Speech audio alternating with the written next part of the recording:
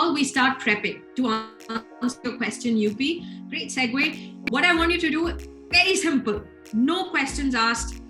Go room by room and make sure that your dog really doesn't have access to things that they can chew on or gnaw at or tear apart. So that means if you have toxic plants around or you have wires and cables hanging around your electronic gadgets, tuck them away, keep them away from your dog's access points, because why tempt?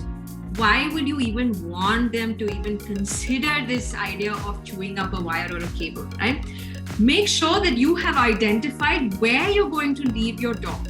Now, one of the things that I've noticed is if you have hyper dogs, right? High energy dogs that get super excited very quickly, and you have given them access to the entire palace of a house that you have, they are bound to get into some mischief or the other.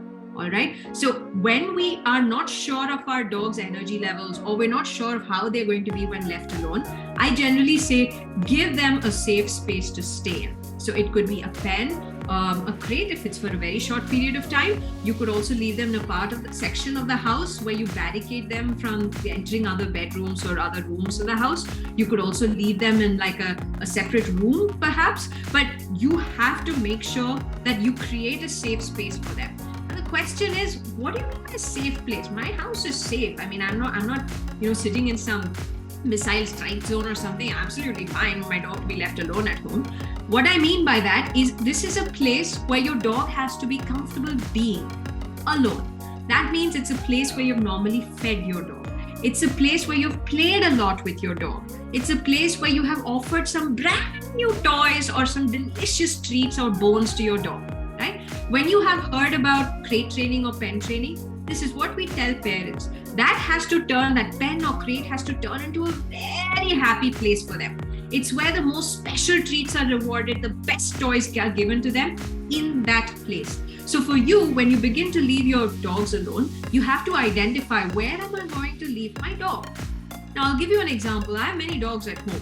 They're all not together, okay? There's one dog who loves to stay in her pen. There's another dog who immediately walks into the crate and she's like, I am here, shut the door, good night, tata, I will see you later. Then there are a couple of them who just decide that it's on my bed that they're going to spend their time, okay? They are not allowed to walk out of that bedroom because that's where they're happy. They're just there, they're chilling there, all right? So everybody has a different need. Why did I do that? Because I had a high energy dog, really high energy, bordering on a medical condition sort of high energy, that I decided is best penned. Okay, she has place to move around, but she still has a physical boundary out of which she can't go out of.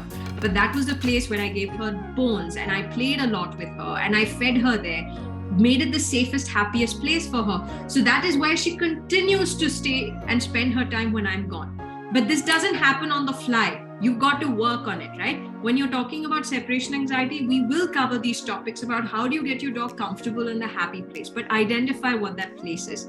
More importantly, give them access to relieve themselves. If you have a puppy especially, right? Anything that's 7 or 8 months and under, you probably need to remember that your dog needs to go out or relieve itself every 2 or 3 hours. All right. And if you're going to be gone longer than that, you've got to make sure that they have access to relieve themselves. So either get them trained to go in a pee pad or have access to like an outdoor space where you're allowed to go relieve yourselves, or you have to make sure that somebody comes home, takes your dog, allows them to pee and poop and comes back right inside and leave them alone, right? You've got to make sure that they have access to these, because this is critical for you just to make sure your dog is actually comfortable while being left alone. All right. So prep your house up, make sure that your dog is comfortable in a certain part of the house, and then make sure they have access to relieve themselves. These are very basic things. Really, I don't want to spend too much time on this because this is a given. You just know this is common sense, logic that is going to get you here.